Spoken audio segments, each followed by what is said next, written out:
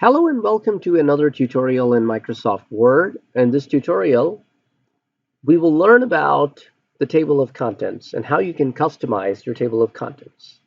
So in the previous tutorial, I created the table of contents.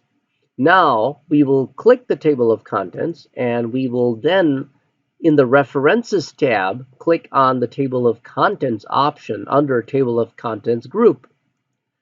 Then towards the bottom, you will find Custom Table of Contents. When you click this link, it allows you to choose different items from your format. So for example, I can use from template. If I'm using from template, which is my default format, I could show page numbers or hide page numbers.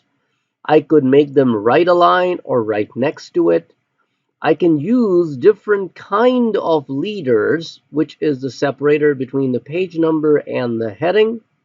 Also, if I would like, I can change to different formats like classic. Similarly, I have distinct, I have fancy, modern, formal, and simple.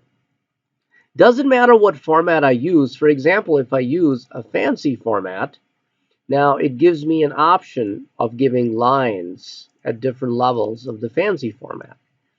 You can see that it is bold in different sizes. So let's say if I want to go with this one, and if I were to look at this document over the web, that's how it'll going to appear.